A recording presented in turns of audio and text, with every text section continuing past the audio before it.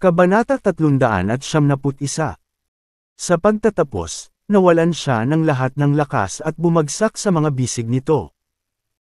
Hanggang sa malapit ng malagutan ng hininga si Iris ay nag-aatubili na binitawan ni Richard ang kanyang mga labi, tinapos ang madamdamin Halikan!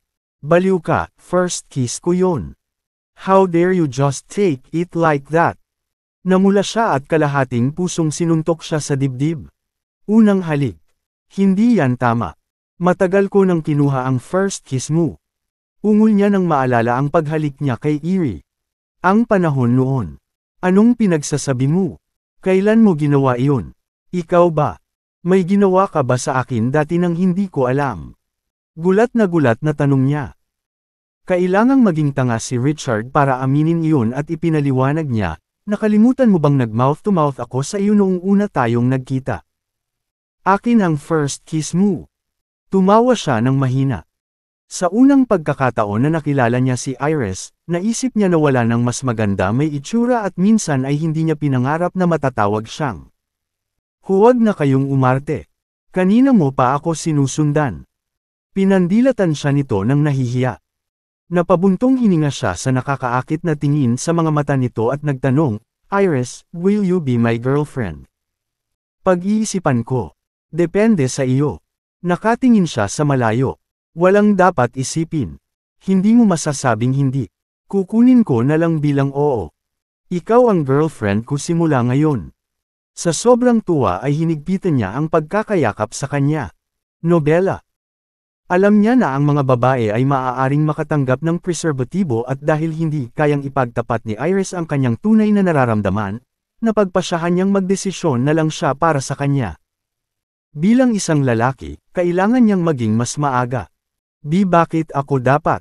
She said, medyo nakaramdam ng inis.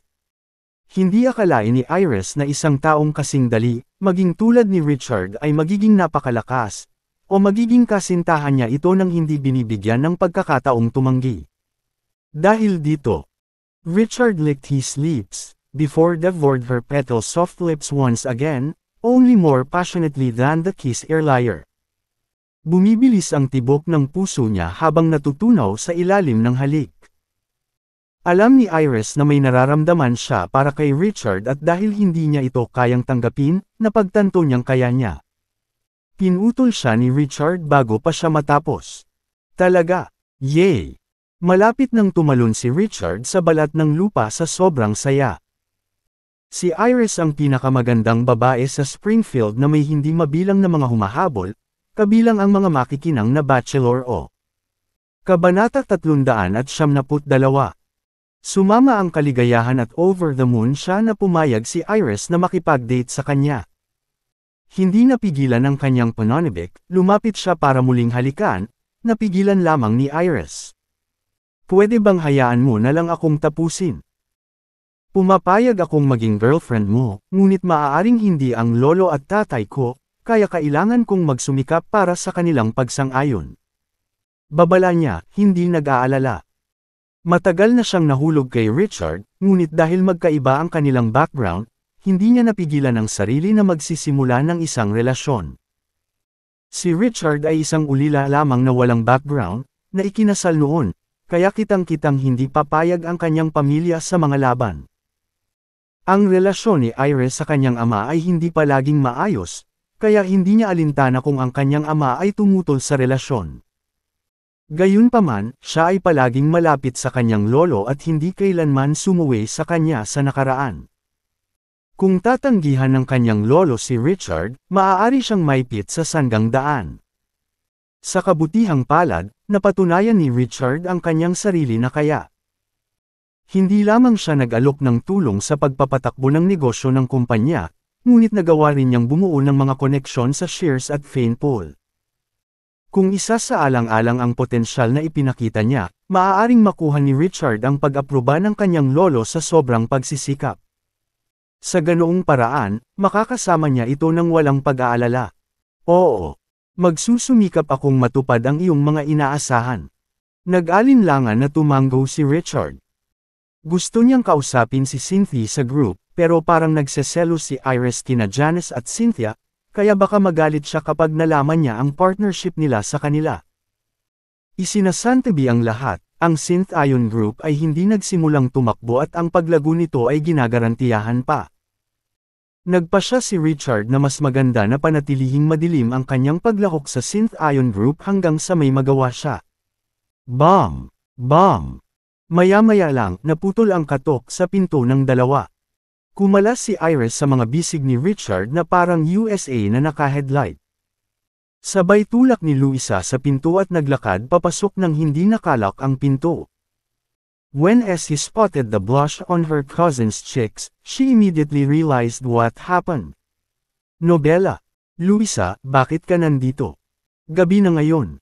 Hindi ka ba matutulog? Naguguluhang tanong ni Richard. Ginawa lang niyang kasintahan si Iris at gusto niyang samantalahin ang pagkakataon na mapatibay ang kanilang relasyon. Oh! Sa wakas ay napagtanto ni Richard na ang kanyang tagumpay o kabiguan sa paghabol kay Iris ay nakasalalay lamang kay Luisa.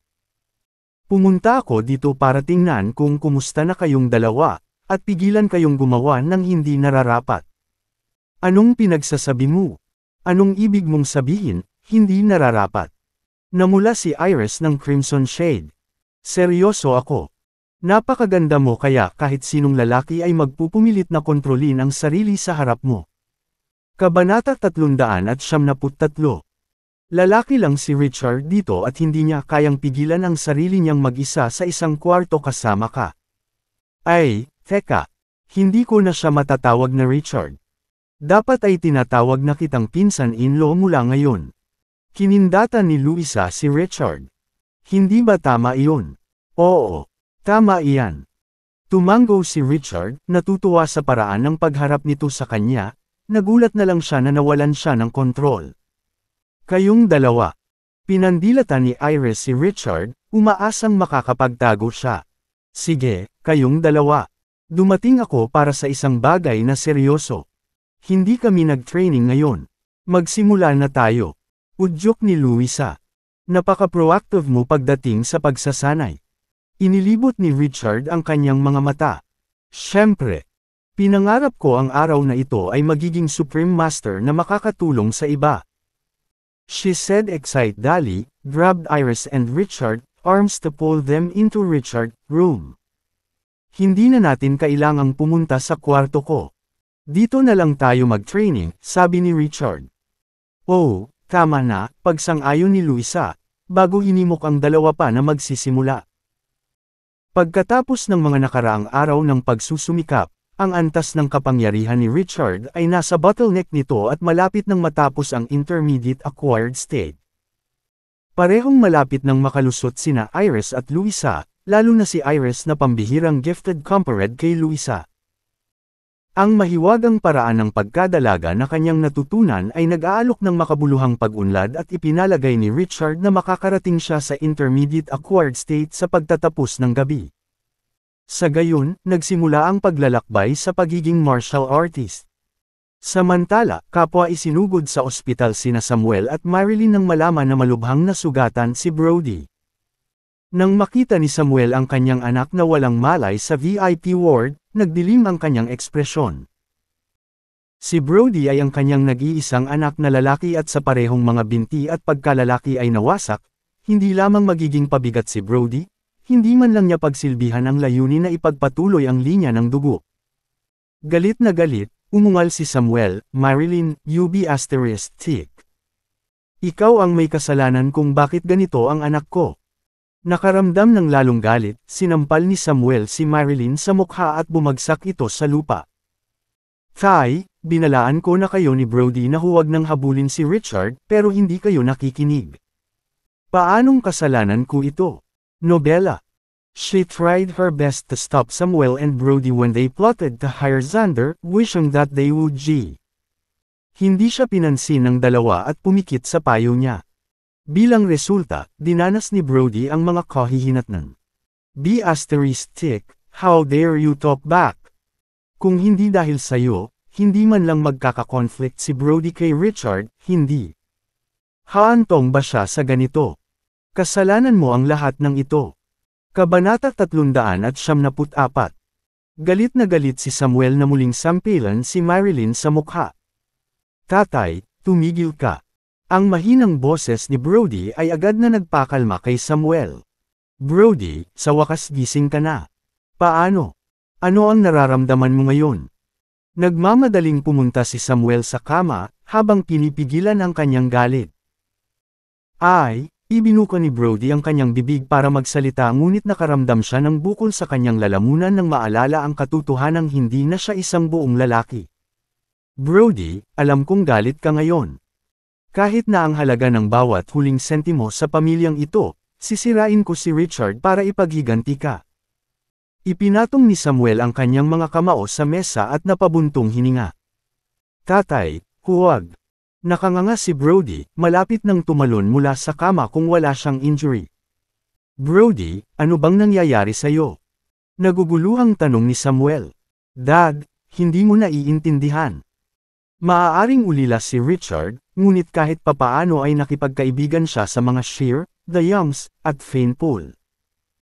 3 sa 5 forces sa Springfield City ay handang ipagsapalaran ang mga crossing na sina Jacob Lowe at Anson para protektahan si Richard. Ipinaliwanag ni Brody ang sitwasyon na may takot sa buong mukha, ang kanyang puso ay tumitibok pa rin habang inaalala ang nangyari. Sa likod ng 5 puwersa ng Springfield City ay ang pinakamakapangyarihang mga pamilya na madaling sirain ang mga Sullivan. Dahil sina Harvey at Iris ang suportahan si Richard, kahit sina Jacob Lowe at Anson ay walang magawa kay Richard, kaya ang mga Sullivans ay naging mas walang kapangyarihan sa harapang iyon.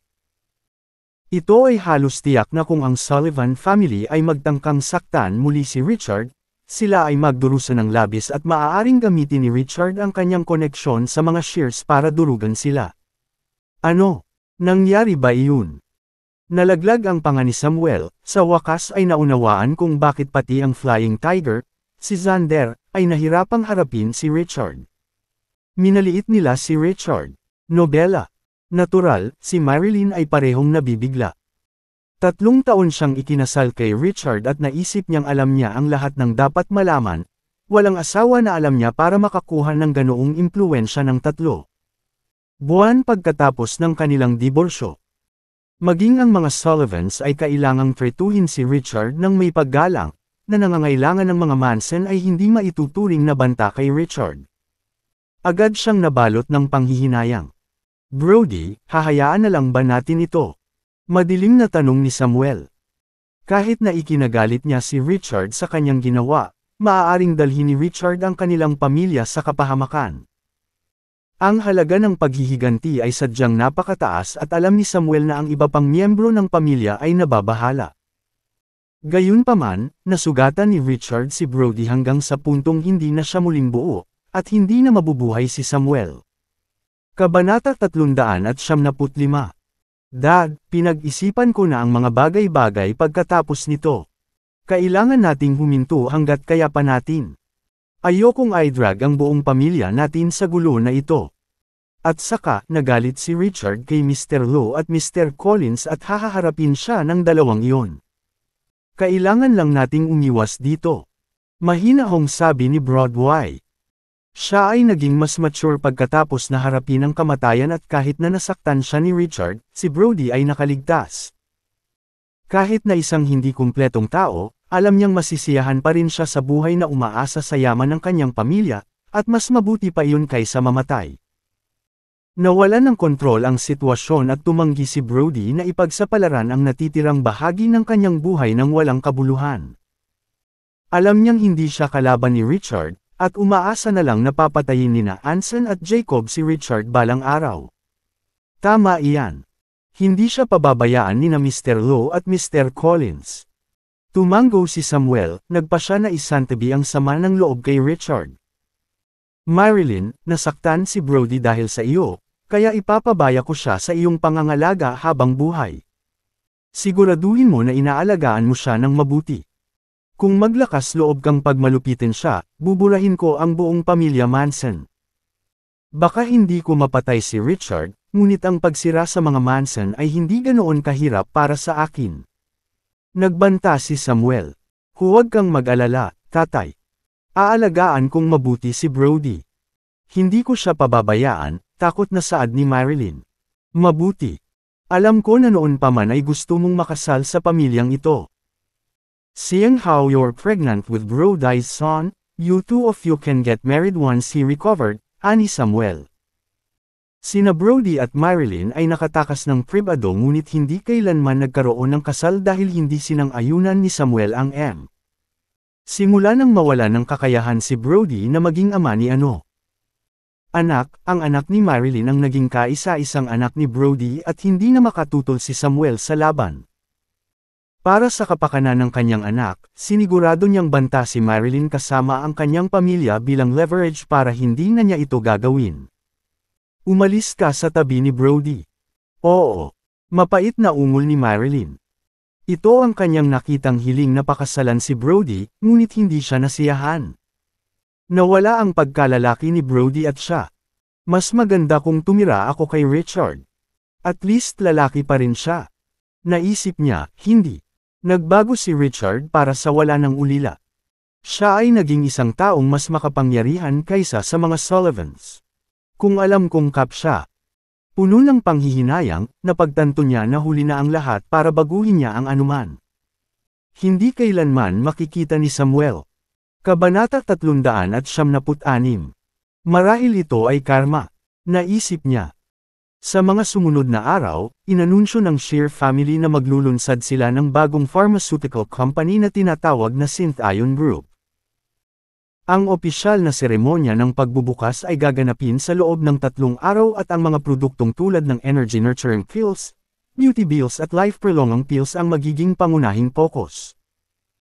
Inubos ng Shear family ang lahat ng resources para sa marketing sa pamamagitan ng iba't ibang channel at inimbitahan ang lahat ng important personnel ng iba't ibang pamilya na dumalo sa seremonya. Nobela. Ang balita ay tumama sa Springfield City na parang kidlat. Bagamat ang karamihan sa mga pamilya ay hindi nagpakita ng interes sa bagong sangay ng parmasyutiko, ang mahiwagang epekto ng Pildores na ina-advertise ng mga shares ay yumanig sa lahat hanggang sa kaibuturan at walang makapagpasya kung totoo ang pahayag ng mga shares. Anuman, nagawa ng pagsisikap ng shares na mapuko ang interes ng lahat ng potensyal na customer at nakuha ang pundasyon para sa paglulunsad. Samantala, sa Young family, nagsasanay ng calligraphy si Elder Young nang nagmamadaling pumasok si Gilbert. Dad, nakatanggap kami ng imbitasyon mula sa Shears na humihiling sa amin na dumalo sa opening ceremony para sa Synthion Group bukas. Iniharap ni Gilbert kay Elder Young ang paanyaya. Grupo ni Synthion.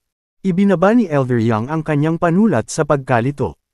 Ang Synthion Group ay ang bagong kumpanya ng parmasyutiko na inilulunsad ng Shears. Nilalayo nilang magbenta ng mga produktong tulad ng energy nurturing pills, beauty pills, at life prolonging pills.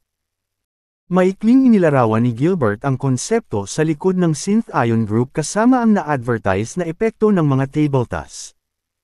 Tunay bang mapabilis ng energy nurturing pill ang pag-usad ng pagsasanay para sa mga martial artist? Sigurado ka ba? Napatayo si Elder Young sa kanyang kinauupuan dahil sa gulat. Hindi ako sigurado kung ito ay totoo. Ngunit walang shortcut sa pagsasanay at wala akong narinig na anumang mga tabletas na maaaring magpabilis ng pag-unlad sa anumang paraan. Sa palagay ko ito ay isang diskarte sa pagmemerkado lamang na ipinatupad ng shares para sa kanila bagong kumpanya, sabi ni Gilbert. Oo, posible iyon. Tumango si Elder Young. Narinig niya na ang alchemy ay isang kasanayan na namamahala sa planeta sa isang panahon sa nakaraan at mayroong makatotohanan. Kung marketing strategy lang ito, walang kwenta. Dapat pa ba tayong magpadala ng isang tao sa sea?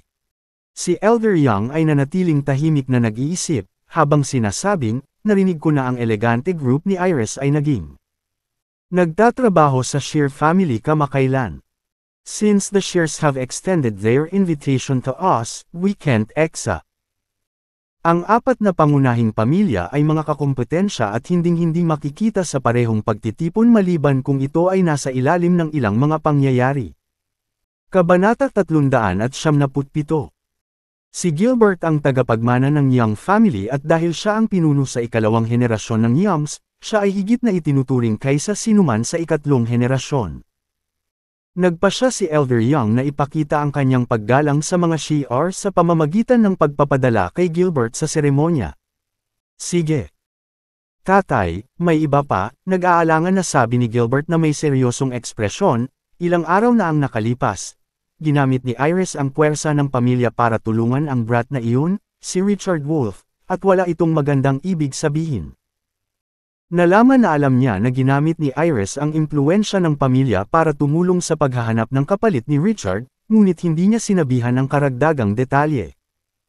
Si Iris ay palaging matigas ang ulo at umasa sa Young family dahil sa kanyang estranged relationship with Gilbert, ngunit gumawa siya ng exception para sa kapakanan ni Richard. Nobela. Si Gilbert ay nag-aalala, upang sabihin ang hindi bababasa. May nangyari bang ganyan? Nagulat si Elder Young. Kilala niya si Iris at kung willing siyang gumawa ng exception para kay Richard, ibig sabihin lang nito ay may espesyal na puwang si Richard sa puso niya. Pare, ulila lang si Richard na diborsyado na walang pamilya o kapangyarihan. Hindi siya katugma ni Iris. Kailangan nating makialam bago pumasok si Iris sa kanyang bitag. Mabilis na sabi ni Gilbert. Kung hindi siya pinigilan ni Elder Young, matagal na siyang kumilos laban kay Richard dahil hindi niya hahayaang may mananatili sa tabi ng kanyang anak na babae. Ayos lang. Malungkot ang pagkabata ni Iris at mabuti na lang na nakahanap siya ng kaibigan, sabi ni Elder Young. Maaaring totoo yun, ngunit kailangan pa rin nating mag-ingat. Si Richard Wolff ay isang hamak na ulila na minsang may asawa. Kung si Iris ay magsisimulang makipag-date sa kanya, ang Young family ang magiging katatawanan para sa buong Springfield City. Nag-aalalang sabi ni Gilbert. Well, nag-aalangan na ungol ni Elder Young. Ang kanyang apo ay palaging mapagmataas at napakatalino, kaya't tila hindi posible para sa kanya na mahulog sa gayunpaman. Ang kanyang kumpiyansa ay nagsimulang mag-alinlangan habang si Iris at Richard ay naging mas malapit. Dad, kailangan nating maging maingat sa lahat ng pagkakataon. Si Iris ay walang karanasan sa mga relasyon at madaling lokohin. Nag-aalala ako na baka gamitin siya ni Richard para makalapit sa amin para kumita siya kahit papaano. Kung mangyayari iyon, masasaktan lang si Iris. Pagpapatuloy ni Gilbert. Dahil kumbinsido si Elder Young, sinabi niya, oo, tama ka. Kahit na hindi niya inisip na nakipag-date si Iris, fast si Richard. Oo, mag-iingat ako. Tumango si Gilbert bago umalis. Samantala, sa mansyon ng Southern King, ang ama ni Fane, si Vincent Paul ay nakatanggap din ng imbitasyon mula sa Shear family. Kabanata 378. Ang Energy Nurturing Pills. Ano ang ginagawa ng Shears? Sinasabi ba nila na nakakagawa sila ng mga alchemical na table tasks na nagbibigay daan sa mga martial artist na mag-level up ng mas mabilis? Gulat na tinitigan ni Vincent ang imbitasyon. Tay, totoo po. Nakakita na ako ng energy nurturing pills dati at uminom ng isa. Ito ay gumagana ng magic. Sabi ni Fane.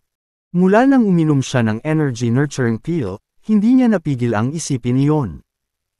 Nang makita kung paano inilunsad ng Shears ang mga table tasks bilang isang produkto, hindi nagsisinungaling si Richard sa kanya. Ang Shears ay hindi pa ito nailunsad, kaya paano mo nainom ang tableta? Tanong ni Vincent. Binigyan ako ni Richard ng isa, sabi ni Fane. Sino si Richard? Isang tao mula sa Shear family. Lalong naguluhan si Vincent. Sa pagkakaalala niya, walang sinuman ang may pangalang Richard sa Shear family, o anumang pamilya sa Springfield City. Hindi siya miyembro ng Shear family, ngunit malapit siyang sumama sa kanila. Paliwanag ni Fane. Bagamat bagong Richard siya, wala siyang ideya tungkol sa background ni Richard, hindi niya alam ang likas na katangian ng relasyon ni Richard at ng Shears. Sa makatuwid, hindi siya makapagbigay ng anumang mga detalye habang sinusubukan niyang ipaliwanag sa kanyang ama. Nobela. Si Vincent ay isang makaranasang tao at hindi nagtagal ay napagtanto ng kanyang anak na hindi gaanong alam ang sitwasyon. Fane, masyado ka pang bata. Baka naloko ka. Hindi. Seryoso ako. Totoo lahat ng sinabi ko. Nangangatwiran si Fane, pakiramdam na wala siyang magawa habang pilit niyang ipaliwanag. Sige. Totoo man o hindi, kakatawanin mo ako sa opening ceremony bukas at makikita mo kung ano ang gagawin ng mga gunting. Kinawayan ni Vincent ang kanyang kamay bilang pagpapaalis. Ang inaangkin na mga epekto ng energy nurturing na mga table tasks ay parang masyadong mahiwaga at nagpasya si Vincent na ito ay isang diskarte lamang sa marketing sa bahagi ng Shear family. Bilang Southern King, tumanggi siyang mag-aksaya ng oras. Sa parehong gimmick at naisip ang ipadala ang kanyang anak ng isang malaking karangalan sa mga Shears. Sige, nag-aalangan na ungol ni Fane, determinadong ibalik ang energy nurturing pills para patunayan na nagsasabi siya ng totoo. Samantala, ang Northern King at ang Collins family ay nakatanggap din ng mga imbitasyon mula sa Shear family. Karamihan sa mga pinagtatalunan kung paniniwalaan ang energy nurturing pills ay gumagana sa paraan ng pag-claim ng mga Shears sa mga miyembro ng ika-generation na seremonya. Sa umaga ng pagbubukas ng seremonya para sa Synth Ion Group, nagmaneho si Richard sa lugar ng kaganapan kasama si Iris. Ang Elegante Group ay isa sa mga kasosyo na nagtatrabaho sa Shear family at si Iris ay nakatanggap ng isang imbitasyon ng personal, na inaprubahan ni Richard dahil magagamit niya ito sa isang. Sa loob ng bulwagan, ginawa ng Shears family ang venue sa isang napakalaking business expedition kung saan nagtipon. Maraming martial artist mula sa iba pang pamilya ang nagtipon para sa energy nurturing pills. Kabanata 379. Dumating ang mga negosyante at miyembro ng mayayamang pamilya para sa nurturing pills at life prolonging pills, habang ang mga highborn na babae ay dumating para sa beauty pills. Ang bulwagan ay puno ng mga tao hanggang sa makita ng mga mata at si Iris ay natulala sa nakita. Siguradong nag-effort ang Shears dito. Nobela. Tumingin siya at nakita ang hindi mabilang na pamilyar na mga mukha na nagmula sa makapangyarihang mga background, na mangha sa tagumpay ng Shear family sa pagtitipon ng sinumang may ibig sabihin sa lungsod. Oo, hindi ko rin akalaing makakakita ako ng ganitong karaming tao, sabi ni Richard, na humahanga sa impluwensya ng Shear family.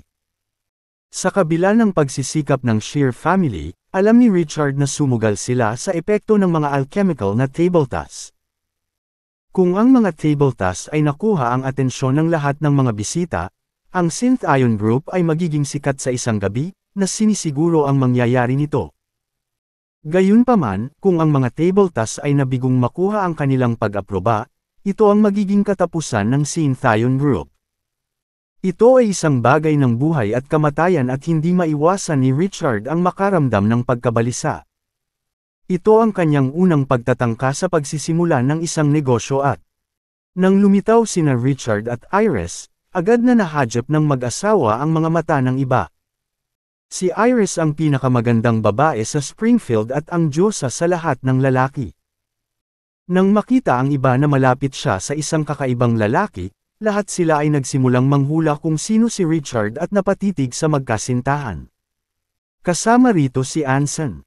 Bilang isa sa maraming humahabol kay Iris, naramdaman niyang magkasintahan sina Richard at Iris nang magkita sila sa bahay ni Xander. At nakaramdam ng labis na pagkadismaya nang makitang magkasama muli ang dalawa. Iris, hindi ko inaasahan na makikita kita muli ng ganoon kaga. Lumapit si Anson kasama ang kanyang mga nasasakupan at masayang binati si Erie, habang hindi pinapansin si Richard na parang wala talaga. Hello, Mr. Collins, malamig na sabi ni Iris. Kinamumuhian niya ang mga mapaglarong lalaki tulad ni Anson at dahil sa alitan nina Anson at Richard mula sa Team E. Noon, wala siyang nakitang kabuluhan sa pakikipagkaibigan kay Anson at ginagawa lamang niya ang ipinag-uutos sa kanya ng manners. Iris, alam mo ang nararamdaman ko sa'yo. Bakit hindi tayo pumunta ng mag-isa para mag-usap? Ngumiti ng malumanay si Anson A.N. Inabot ang braso ni Iris. Agad na nagdilim ang ekspresyon ni Richard at naisip, sayang na lang at hindi niya ako pinapansin. How dare he? Humakbang pasulong si Richard para itulak ang kamay ni Anson sa tabi habang tinatago si Iris sa kanyang likuran. Mr. Collins, ha? Iris. Ibinaling ni Anson ang atensyon kay Richard na parang ngayon lang niya napansin ang presensya ni Richard. Naku! Kung hindi si Orc. Richard Wolf. Kabanata 400. Brat, how dare an orphan like you try to pursue Iris? Mangarap pa. Napangisi si Anson. Pagkatapos ng nangyari, tiningnan niya ang background ni Richard at alam niyang hindi lang ulila si Richard, kilala siya bilang isang walang kwenta. Gayunpaman, nanatili siyang naguguluhan kung paano nagawang kaibiganin ni Richard ang mga Shears, ang mga kabataan, at ang anak ng Southern King, si Fane. Hindi yun. Mr. Collins, hindi mo alam ito. Ngunit niloko siya ng dating asawa ng batang ito at pinalayas siya sa kanyang bahay. Kahit isang aso ay magiging karapat-dapat ng higit pa. Kung ako siya, pinatay ko na lang ang sarili ko. Isang boses ang umalingaw-ngaw sa kanilang lahat at naglakad si Jacob kasama ang ilan sa kanyang mga tauhan, habang pinagmamasdan si Richard. Kaya ulila ang batang ito. Niloko siya. Ito ang opening ceremony ng Synth Ion Group. Lahat ng tao rito ay mula sa isang makapangyarihan at mayamang bakang round, kaya nagtataka ako kung paano nakapasok ang ganitong uri ng basura. Nagkagulo ang mga tao habang nakatitig kay Richard ng masama. Kayong dalawa. Nagdilim ang ekspresyon ni Iris sa mga sinasabi, galit na galit sa kanilang mga pang-iinsulto. Parehong pinahiya ni Anson at Jacob si Richard sa publiko sa pinakakasuklam-suklam na paraan at hindi niya ito matanggap. Galit na galit din si Richard, pero dahil totoo ang sinabi nila, wala siyang masabi. Paano kung ulila na siya? Ang bawat tao'y magsisimula sa isang lugar. Maraming mga bayani na nagmula sa mababang background na nagagawang makalabas doon ng mag-isa sa bandang huli ng buhay. Kasunod ng malakas na tawa, si Harvey, Cynthia kasama ang kanilang miyembro ng Shear family ay humakbang sa backstage.